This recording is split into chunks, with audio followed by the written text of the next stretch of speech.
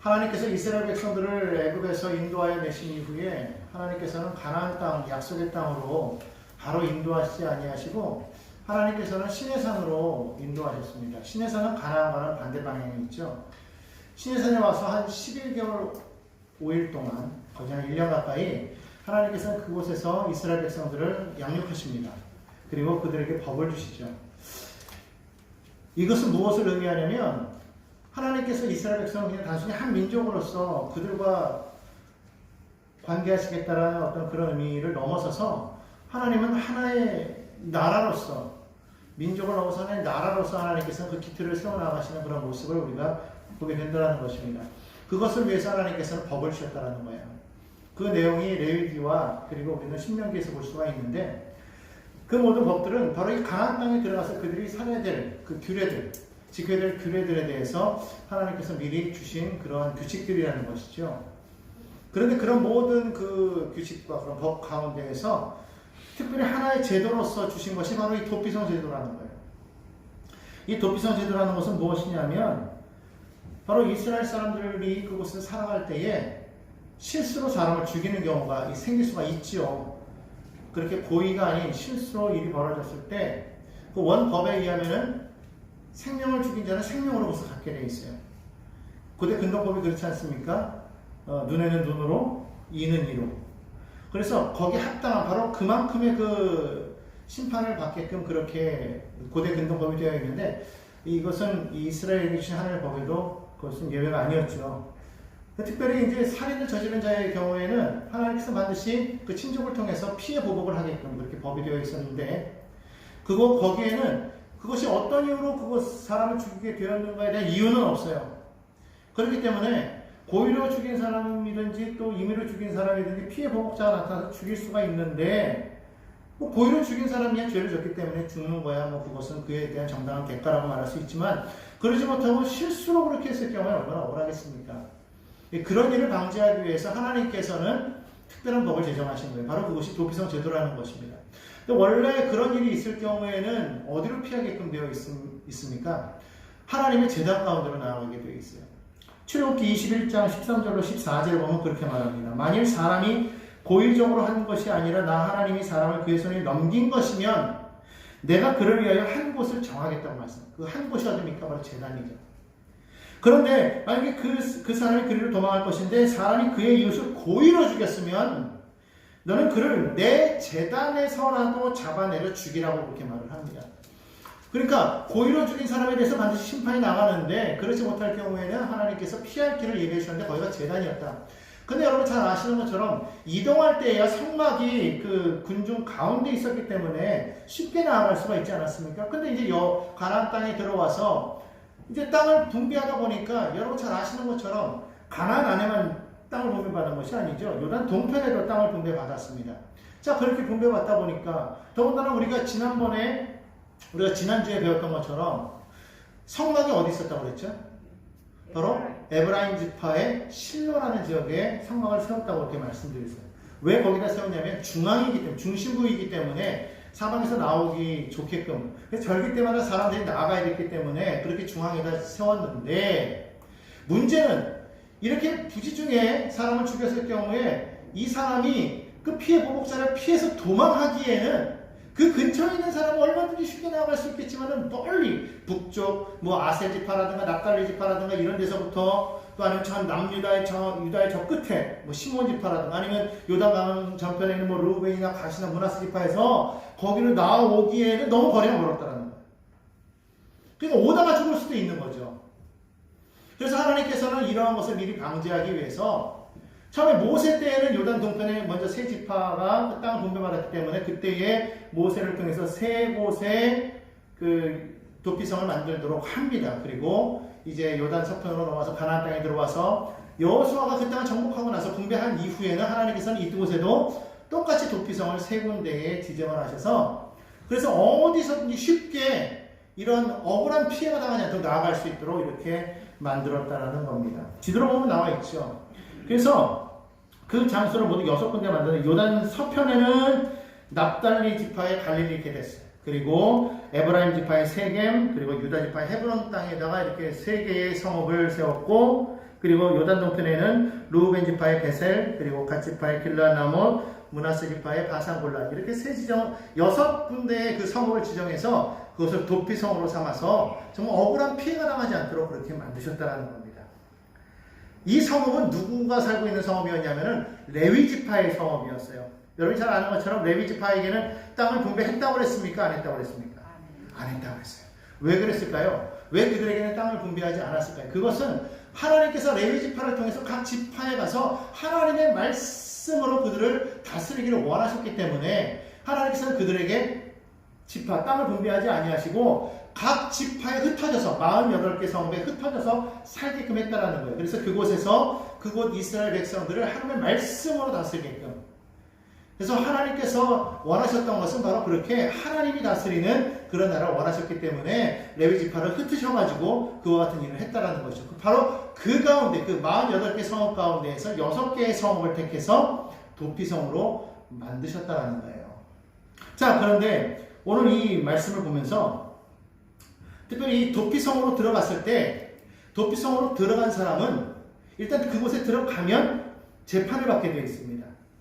판결을 받는데 그 사람이 정말로 실수로 죽인 것이냐 아니면 고의로 죽인 것이냐 판결을 내려서 만약에 고의로 죽인 것이다라는 것이 드러나면 어떻게 합니까? 도피성에서 내보냅니다.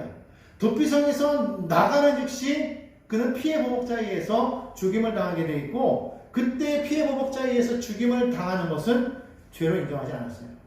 그렇기 때문에 그 사람은 거기서 이제 심판을 받기까지 거기에 머물러야 되고 만약에 죄를 짓지 않았다. 이 사람 정말 고의로 한 것이 아니라 실수로 그랬다 그러면 그 성읍에 머물러 있게 되는데 정확하게 이 사람은 무죄 판결이 나면 이제 그때 고향으로 돌아갈 수 있게 됐다는 거예요. 그런데 그러기 전에 대제사장이 그 당시에 대제사장이 죽게 되면 그런 것과 상관없이 그의 모든 죄가 다 사함을 받게 됩니다.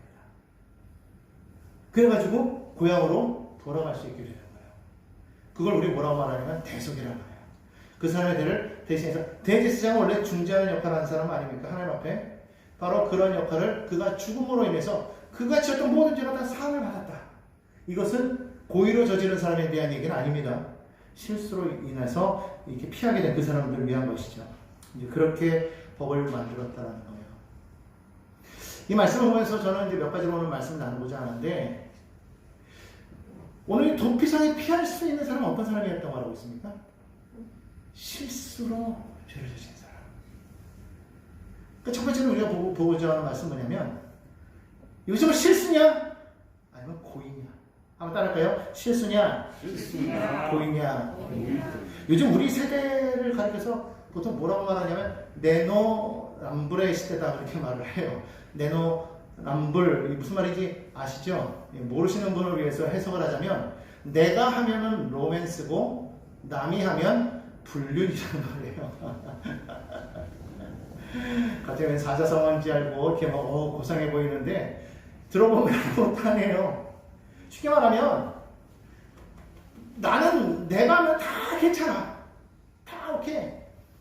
다 그냥 오케이 했는데 남이 하는 거는 무조건 잘못된 거예요. 똑같은 일을 했어도 성경은 그런 말이 있죠. 마태복음 7장 3절에 보면 어찌하여 형제의 눈 속에 있는 티는 보면서 내 눈 속에 있는 들보는 깨닫지 못하냐. 그렇게 말합니다. 이것이 오늘날 우리 시대인데 오늘날만 그런 게 아니라 예수님 때도 그랬다는 거예요. 결국 인간사를 통틀어 보면 사람은 다 똑같다는 거예요. 변한 게 없어요. 늘 보면 나는 괜찮아. 나는 뭐야. 나는 의야. 너는 아니야. 요만한 것도 침소봉대에서 그냥 크게 막 보면서 그냥 뭐 이만하게 죄를 졌다고 막 그냥 떠벌리고 다니는 그것이 오늘날 우리의 세대가 아닌가 생각합니다. 근데 또 다른 면으로 보면은요, 정말 사람들이 자기는 아니라고 생각하면서 실수를 가장한 고의를 저지르는 경우가 너무 많다는 거예요. 실수를 가장한 고의. 그러니까 죄를 지으면서도 이거는 실수야. 나한테 너무 관대한 겁니다. 이 세상이 지금 그렇게 넘어가고 있어요. 얼마나 세상이 악합니까? 너무 악한 세상이 넘어가고 있어요. 어쩌면 그것이 우리 믿는 사람들 가운데도 있을 수가 있다는 겁니다. 하나님 믿는다고 하면서 하나님 앞에서 하나님 우리를 용서하신다. 그 생각하니까 아주 맘 놓고 나가서 죄 짓는 거예요. 물론 그런 분들이 여기는 없겠지만 하나님 우리를 용서하시니까 하나님 앞에 나가서 회개하기만 하면 또 구원하신다. 그런 생각하니까 혹시 그런 분들이 계시진 않겠지만 그런 분이 있다는 거예요. 맘 놓고 믿고 나가서 죄 짓고 또 들어와서 또 하나님 잘못했습니다. 그리고 또 회개라는 건 뭐냐면 회개라는 것은 돌이키는 걸 말해요. 돌아서는 거예요. 늘 계속 반복적으로 하는 건 회개가 아니에요. 그런 사람에게 하나님 그렇게 말씀하실 거예요. 야, 이제 다 했냐? 너 다음 주에 또 할 거 아니야? 다 하고 나서 나중에 와서 얘기해. 근데 그때 그 이후에 너는 그 전에 어떻게 될지 몰라. 하나님 그러실지도 모른다는 거죠. 우리가 정말 하나님 앞에 회개한다는 것은 그 일에서 돌아서는 거예요. 돌아서야 돼요. 돌아서지 않으면 우리는 죽을 수밖에 없는 거죠. 많은 사람들이 그러지 못하고 늘 죄 가운데 머물러 있다는 겁니다. 여러분 정말 문제가 되는 건 뭐냐면 죄를 죄로 깨닫지 못한다.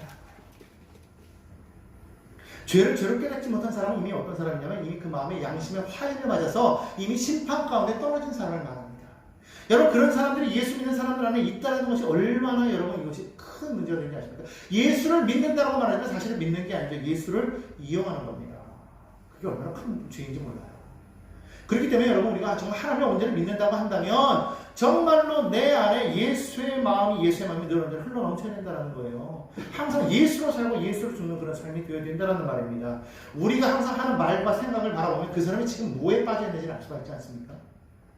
그렇기 때문에 늘 언제나 예수로 살고 예수의 마음이 나오는 사람은 늘 언제나 하나님을 의지하기 때문에 그 마음 가운데 어려움이 닥쳐오고 문제가 생겨도 그것 때문에 고민하거나 좌절하거나 절망하지 아니하고 그 가운데서 하나님을 바라보고 소망 가운데 나아갈 수 있다는 거예요. 우리 안에 문제가 안 다가온다는 말이 아닙니다. 믿는 사람에게도 문제가 다가와요. 어려움이 다가옵니다. 분명히 다가오는 건 사실은 왜? 세상 가운데 우리가 살아가고 있기 때문에 믿는 자나 믿지 않는 자나 다 똑같지 않습니까? 여러분 다 삼시세끼 먹죠? 다 잠 자죠? 피곤하면 자야 돼요. 그렇죠? 일해야 되지 않습니까? 우리는 먹고 또 배설을 해야 됩니다. 우리가 그것이 다 살아가는 일 아니겠습니까? 세상 살아가면서 누구는 특별하고 하나님 믿는 사람들은 안 먹어도 사는 게 아니잖아요. 동일합니다. 똑같이 문제가 다가온다는 거예요. 기쁠 땐 기쁘고 슬플 땐 슬프고 우리의 삶에도 절망이 다가올 수가 있어요. 근데 문제는 그들과 다른 것은 다르다라는 겁니다. 왜 그렇습니까? 우리 안에 누가 있어요? 예수가 있어서 하나님에 대한 소망이 있고 하나님에 대한 소망이 있기 때문에 우리는 그런 어려움 가운데서도 우리는 그것을 극복하며 나아갈 수가 있다는 거예요. 무너질 수 있죠. 똑같이 무너집니다. 왜 안 무너지겠습니까? 무너지는데 무너진 상태에서 다시 일어나서 나아가느냐 아니면 무너진 상태에서 그냥 깔려 죽느냐 그 차이인 거죠. 우리가 정말로 예수를 믿는데 예수 안에 우리가 살아간다는 것은 문제가 없다라는 말이 아닙니다. 절망의 그늘에 우리가 놓여있지 않다는 말이 아닙니다. 사망의 골짜기로 걸어가지만 그러나 그 가운데 하나님 함께 하시는 믿는 자가 바로 신앙인이에요. 그가 다윗입니다. 항상 그의 삶 가운데 어려움이 다가왔지만 그럼에도 불구하고 하나님 붙잡고 나아갔기 때문에 그 피난처 가운데 그가 거해 있을 때 하나님께서 그렇게 하시면 살리는 역사를 그는 누렸다는 거죠. 여러분 그렇기 때문에 우리가 정말 깨달아야 돼요. 내 안에 정말 예수로 충만하고 날마다 말씀 가운데 우리가 서 있는가. 여러분 그게 얼마나 중요한지 모릅니다. 내 안에 말씀으로 충만하지 않으면 늘 내 속에서 나오는 것이 세상일 수밖에 없어요. 세상을 말하는 그리스도인 이거는 정말 아니지 않겠습니까?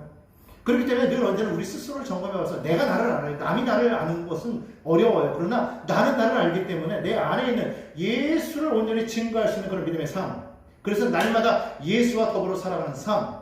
하나님이 내 삶 가운데 역사하셔서 내 가운데 내재하시며 나와 동행하는 것을 내가 날마다 내 삶 가운데 느낄 수 있을 때 나는 정말 천국을 살아가고 있구나 우리가 고백할 수 있어야 된다는 것이죠. 하나님을 믿는다고 하지만 여전히 내 마음은 확신이 없어요. 늘 불안합니다. 하나님이 어디 계시냐 이거. 하나님이 정말로 내 삶 가운데 역사하셔서 나와 동행하시냐는 겁니다. 그거를 몰라요. 남들은 믿는다고 하니까 믿는구나. 믿는다니까 나도 그냥 믿습니다 하지만 정말로 나는 이 마음에 공허할 때가 있어요. 믿음의 사람이 더 공허할 수가 있다는 말입니다.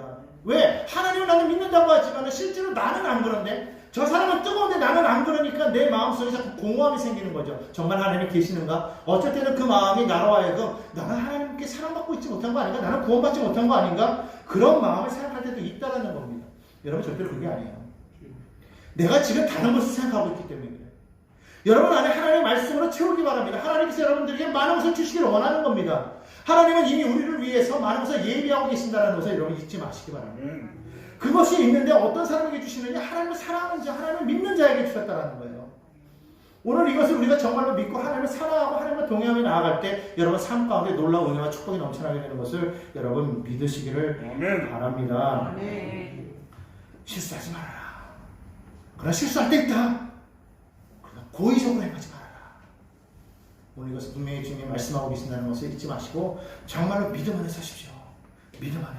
하나님의 사랑하는 사람에답게 믿음 안에 사는 저와 여러분 되기를 예수님의 이름으로 축원드립니다. 두 번째는 이 도피성은 누구를 위한 거라고 성경에 말씀하고 있습니까? 오늘 제목도 이래. 누구를 위한 거라고 말씀했죠? 그렇죠. 너희를 위한. 너희가 바로 누구예요? 우리를 위한. 지금 원래는 이 성경 말씀에서는 이 이스라엘 백성들을 위해서 이렇게 만들었다고 이렇게 말씀을 하고 있습니다. 그런데 성경 민수기 35장 15절 그 말씀에 보면 이렇게 말씀하고 있습니다. 이 6성읍을 만들었는데 이 6성읍은 이스라엘 자손과 타국인과 이스라엘 중에 거류하는 자의 도피성이 되리니 그렇게 말씀하고 있습니다. 우리가 생각할 때는 이스라엘만을 위한 도피성이다 그렇게 생각했는데 성경은 그렇게 말하고 있지 않아요. 이스라엘과 타국인과 이방인들이죠. 그리고 이스라엘 안에 거하는 거류민들. 이스라엘 안에 있지만 이스라엘 족속이 아닌 사람들이에요. 그러니까 이런 사람들은 하나님을 믿고 따라오는 거죠. 그렇지만 역시 이방인인 거예요. 그러니까 완전한 이방인, 그리고 그 안에 섞여 있는 사람들, 그리고 이스라엘 사람들, 이 모두를 위한 도피성이라고 그렇게 말씀하고 있습니다. 여러분, 하나님께서 만드신 이 도피성이라는 것은 어딜까요? 많은 사람들은 도피성을 예수라고 말하지만 실질적으로 도피성은 바로 오늘날 교회예요. 이 교회가 도피성인 거예요. 이 교회 안에 들어오면 거기에 뭐가 있습니까? 생명이 있어요. 소망이 있습니다. 거기에 살아나는 역사가 있어요. 하나님께서는 정말 원래는 성전으로 가야 되는 거 아니겠습니까? 근데 우리가 문제가 생길 때마다 우리가 성전으로 갈 수가 있어요? 없잖아요. 더군다나 지금 그 예루살렘 그 자리에 여러분 성전이 지금 세워져 있습니까? 아니요, 없어요. 지금 그 자리에는 이슬람 사원이 세워져 있어요. 그럼 우리 어디로 가야 됩니까? 근데 너무나도 감사하게도 우리는 여기에서 하나님께서 도피성을 마련해 주셨던 것처럼 오늘날 하나님께서 우리에게 이 교회를 허락하셔서 누구든지 세상 가운데서 어려움과 삶의 절망 가운데서 고통당하고 고난당하는 모두가 정말 죄로운 들 모두가 누구든지 그가 하나님의 백성이라고 할지라도 아니라고 할지라도 이곳에 들어오면 그는 판단을 받을 수가 있다는 거예요. 일단 재판을 받을 수가 있다는 거예요.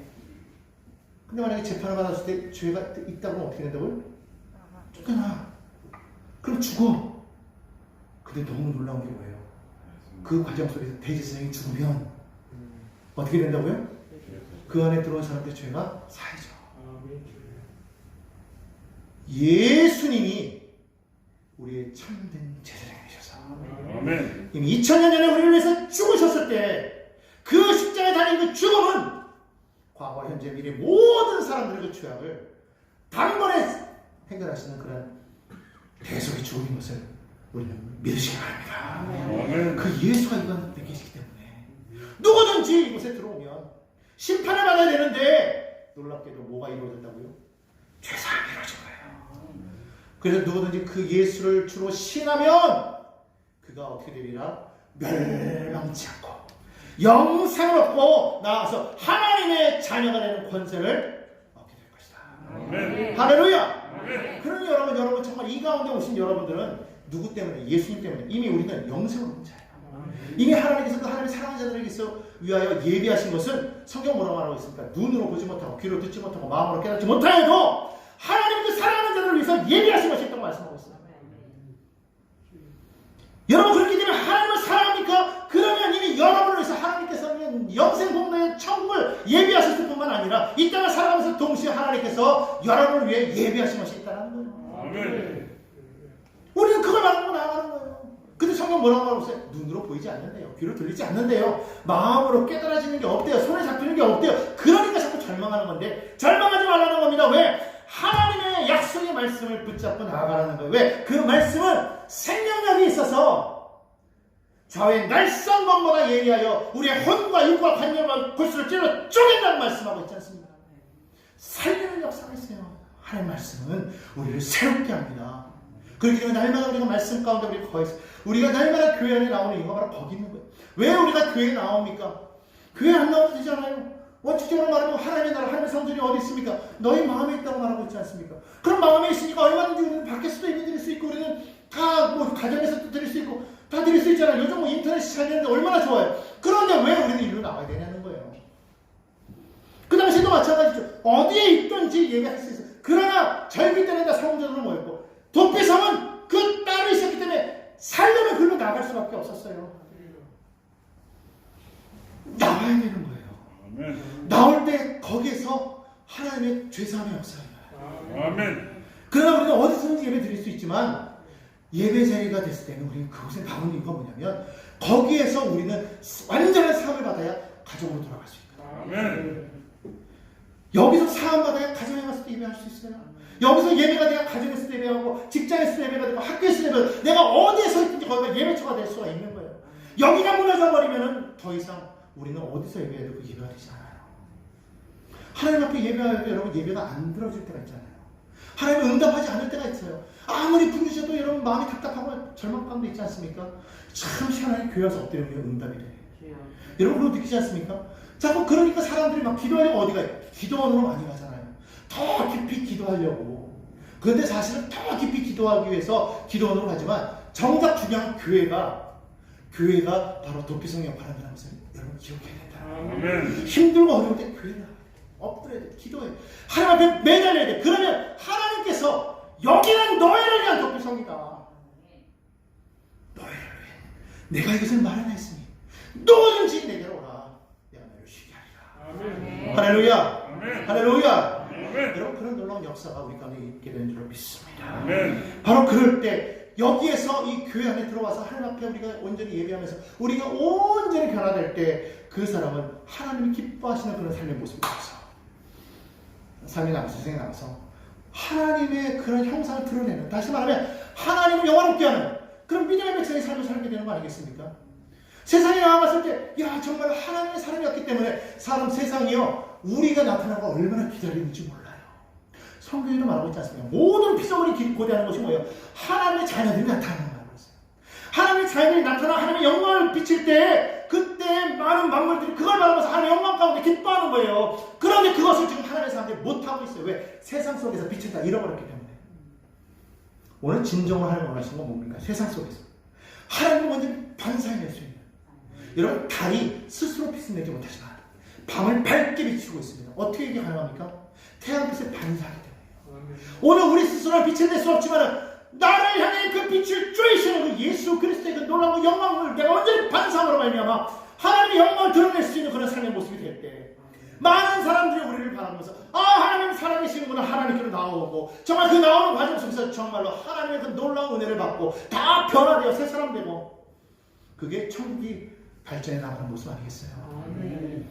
교회는 그렇게 될 줄 믿습니다. 아멘. 여러분 스스로가 삶의 모습이 바뀌어야 돼요. 변화가 돼야 됩니다. 아멘. 그러면 하나님께서는 여러분을 위해서 예비하신 복을 마음껏 누리라고 우리에게 주시는 거예요. 우리가 구하여도 받지 못하면 뭐 때문에? 정욕에 쓰려고 구하기 때문이라. 그러나 우리가 하나님 영광 앞에 우리가 언제 나아가면 하나님은 우리가 생각한 것 이상으로 하나님께서 우리에게 더해주시는 거예요. 나의 기도하는 것보다, 나의 구하는 것보다 더욱더 넘치게 하여 주시는 하나님.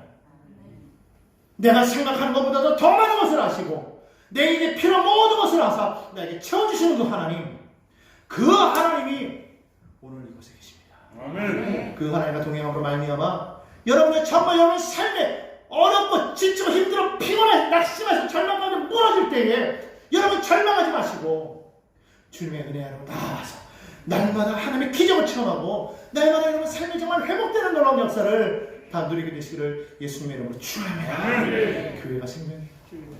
교회 안에 예수가 있기 때문입니다. 여러분 정말로 하나님 앞에 나와서 예배하는 그 모습을 여러분 하나님께서 정말 기뻐 받으시게 하시고, 이걸 나아가서 이제는 정말 그래서 가정이 살아나고 직장이 살아나고, 할렐루야.